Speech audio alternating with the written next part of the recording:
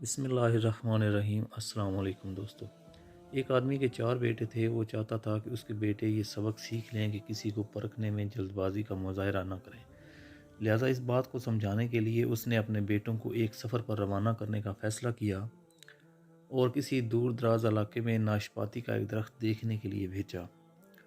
ایک وقت میں ایک بیٹے کو سفر پر بھیجا کہ جاؤ اور اس درخت کو دیکھ کر آؤ۔ باری باری سب کا سفر شروع ہوا۔ پہلا بیٹا سردی کے موسم میں گیا، دوسرا بہار میں، تیسرا گرمی کے موسم میں اور سب سے چھوٹا بیٹا خزاں کے موسم میں گیا۔ جب سب بیٹے اپنا اپنا سفر ختم کر کے واپس لوٹ آئے تو اس آدمی نے اپنے چاروں بیٹوں کو ایک ساتھ طلب کیا اور سب سے ان کے سفر کی الگ الگ تفصیل کے بارے میں پوچھا۔ پہلا بیٹا جو جاڑے کے موسم میں اس درخت کو دیکھنے گیا تھا، اس نے کہا کہ وہ درخت بہت بدصورت، جھکا ہوا اور ٹیڑھا سا تھا۔ دوسرے بیٹے نے کہا کہ نہیں، وہ درخت تو بہت ہرا بھرا تھا، ہرے ہرے پتوں سے بھرا ہوا۔ تیسرے بیٹے نے ان دونوں سے اختلاف کیا کہ وہ درخت تو پھولوں سے بھرا ہوا تھا اور اس کی مہک دور دور تک آ رہی تھی، اور یہ کہ اس سے حسین منظر اس نے پہلے کبھی نہیں دیکھا تھا۔ اب سب سے چھوٹے بیٹے نے اپنے سب بڑے بھائیوں سے اختلاف ظاہر کیا کہ وہ ناشپاتی کا درخت تو پھل سے لدا ہوا تھا اور اس پھل کے بوجھ سے درخت زمین سے لگا زندگی سے بھرپور نظر آ رہا تھا۔ یہ سب سننے کے بعد اس آدمی نے مسکرا کر اپنے چاروں بیٹوں کی جانب دیکھا اور کہا، تم چاروں میں سے کوئی بھی غلط نہیں کہہ رہا، سب اپنی اپنی جگہ درست ہے۔ بیٹے باپ کا جواب سن کر بہت حیران ہوئے کہ ایسا کس طرح ممکن ہے۔ باپ نے اپنی بات جاری رکھتے ہوئے کہا، تم کسی بھی درخت کو یا شخص کو صرف ایک موسم یا حالت میں دیکھ کر کوئی حتمی فیصلہ نہیں کر سکتے۔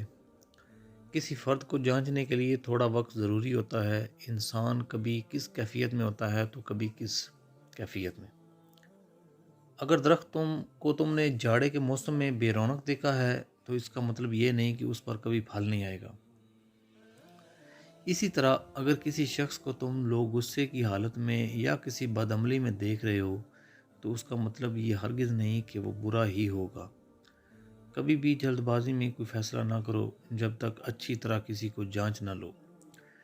کسی کو اسی وقت سمجھا یا پرکھا جا سکتا ہے جب یہ تمام موسم گزر جائے۔ اگر تم سردی کے موسم میں ہی اندازہ لگا کر نتیجہ اخذ کر لو گے تو گرمی کی ہریالی، بہار کی خوبصورتی اور بھرپور زندگی سے لطف اندوز ہونے سے رہ جاؤ گے۔ صرف ایک دکھ پریشانی کے لیے اپنی زندگی کی باقی خوشیوں کو داؤ بر مت لگاؤ۔ زندگی کے ایک برے موسم کو بنیاد بنا کر باقی زندگی کو مت پرکھو۔ اسی طرح اللہ سبحانہ و تعالیٰ نے ہر انسان میں خیر و شر کا مادہ رکھا ہے، لہٰذا اس کی کیفیات میں بھی مختلف موسم کی طرح اتار چڑھاؤ آتا رہتا ہے۔ لہٰذا ہمیں حسن ظن رکھنا چاہیے، کیونکہ بدگمانی بھی ایک بڑا گناہ ہے۔